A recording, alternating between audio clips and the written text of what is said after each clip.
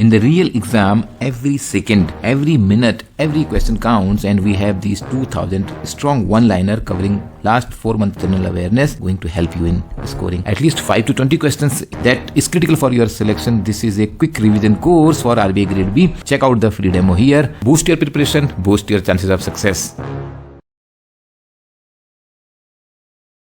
Attempting RBI Grade B exam is like a cricket match where you are playing. You have to bring your best till the last ball. But despite of your best preparation, despite of you getting much above the cutoff in the practice, your performance in the exam hall, like your preparation in the real match, can be entirely different. And here I am telling you what are the mistakes you shall avoid so that you bring your best in the real exam hall and you avoid the 7 common mistakes people do during the exam hall. I am going to suggest you how to avoid the mistake number 3 and 4. Some people will feel are most powerful, but for some of you the last one going to be most useful, and you can download this study guide for RBI Grade B. Hundreds of people, those who are in RBI, and taken advantage of 50% faster preparation from ixamBee. Number 1 mistake: falling trapped in commitment bias. You have only 120 minutes and every section has a specific time, like 25 minutes here, 25 minutes here, and 25 minutes here. Only reasoning has 45 minutes. You have to score out of 200 overall cutoff and sectional cutoff. Your speed and accuracy will matter. You tend to fall in this commitment bias, or sometimes called as ego bias, taking very tough question and then thinking that I must need to solve it, because how I can't solve this question. Time is your most critical resource. Not understanding ROTI, return on time investment, is your mistake. Solving a tough question by taking 5-7 minutes is not a winning, but it's losing. Switch to the next question. Do not put good money after bad money, like an investment of money. So people get trapped in this. I've already invested 3 minutes. Why not another 2 minutes? What a mistake, because you will lose everything. Keep yourself calm. Game is not over till the last ball. Come out of your commitment bias. 2 minutes lost are lost. There is no point. There are good number of questions in the exam and you can score in the next ball. Scoring just above the cutoff is another mistake. People think about cutoff a lot during the exam hall. Just forget this. During the exam, last year it was 67 marks and 54 and 63 and 66. So if I score above 70, I may get. You may, but not sure, because cutoff was 122, 105 and 98 and 104. So how can you ensure that if you score, say, 6 marks in quant, you will be above the cutoff? Year-wise it is changing. You have to be mindful of this, that your aim is get your best. Mistake is you do not know what is the difficulty level of the exam. Really, it is very difficult to find out that. Not a job you need to do really, and you do not know how much you will be able to score in the next section. Maybe one section is very difficult, another section is comparatively easy. You are able to score it there, or it may be vice versa. Don't do all this calculation, how much I need to clear, how much I am doing, etc., etc. Score to get your best in every minute of the exam. Unfold the exam question by question. Don't worry about overall thing. Every minute if you perform, your performance will take you to your goal. Do not exhaust yourself. Don't feel you are getting tired. I am telling you, it is all mental. It will become enjoyable if you unfold minute by minute, second by second. If you bring best of you, you will enjoy that. Third mistake is aiming nearly 100% accuracy. People do this kind of mistake. I know very good student, they don't understand this optimization concept. So if you continue to work on, say, improving your accuracy, 100% accuracy, your speed will be very slow. So there is a trade-off of speed and accuracy. Somewhere you have to find out where is that optimal point for you, where you get the best marks, where you will score maximum in the given time. So your constant is time. You understand this? Your constant is time, and optimal performance point will be different for different section. For example, in GA you may aim for 60% accuracy, 70% accuracy, but in quant you may aim for 90% accuracy, because in GA there can be more number of questions which you can attempt where you can have some idea,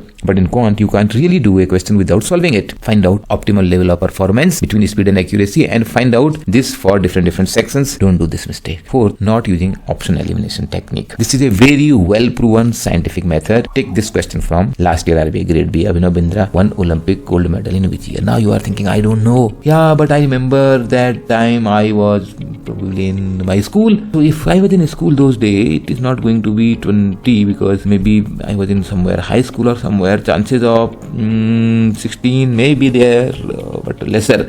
So it may be somewhere 8 or 12 because I was very younger. I remember that came in news. Go for it. Now you have eliminated already 4. No, this is not that old. So somewhere between 2 and 3 is the option. Go for it, because the chances of doing it correct is now 1/2 and your negative marking is 1/4. Even if you eliminate 2 options out of 3, you can choose 1, and this is scientific. Similarly, which is the largest consumer of the coal? You have not read it, but you may have some intelligent guess. Okay, coal consumption, somewhere it will be related to population, one thing. Secondly, a developed country will have lesser coal consumption, so I don't think it can be Germany or USA. So it is going to be, even Russia is also quite developed, and then it is going to be somewhere between India and China. Go for it. This is intelligent. What is the closest antonym? English. I am telling you, you will be able to find out at least in 90%, most of you, some of you maybe 70% questions, you can find out 2-3 options are useless, and go for it. Whether it is reading the paragraph or fill in the blank, or in reasoning, questions like argument, assumptions, find out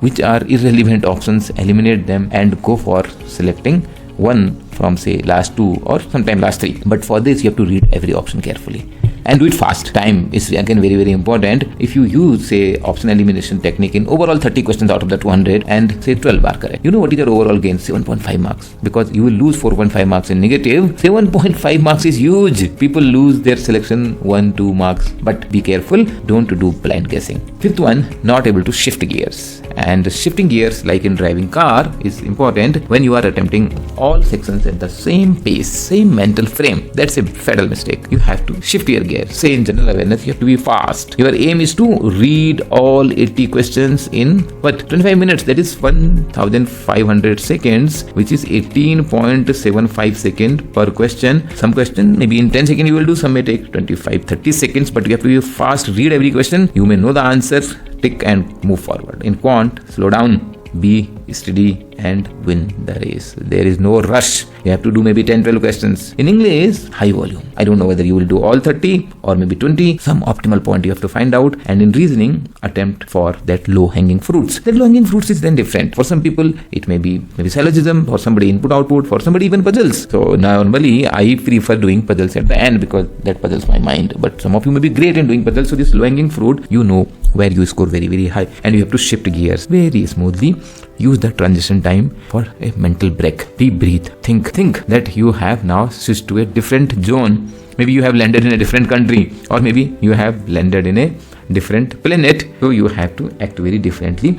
You that way can actually train your mind, and your fatigue will go. Every section is different, and in the section also every question is different. So you have to be mindful of that, shifting your mental gear and focusing on the challenge every minute, every question. Sixth one, it's misreading and misclicking. Oh God, this is very, very bad. I feel very, very sad when I hear from a student, they say, I missed reading an important word like not, except, or false, and rushing to clicking the answer. Or sometimes they are not really familiar with the computer interface. Machine may be bad, it's your bad luck, but despite of that, I am telling you, if you learn which key in the keyboard is not working, you will find it out. It's okay. It's okay. One keyboard, one or two wrong key in the keyboard is not going to decide your future. You just, if you can handle with 200 tough questions in that 2 hours, why can't you manage one wrong or maybe defaulted broken key? Okay, so be careful about this. Don't do this kind of mistake. Do a interface drill. Understand how it looks like, button, color, everything around you. And for every question, be careful that don't miss these important words like not, cannot, accept.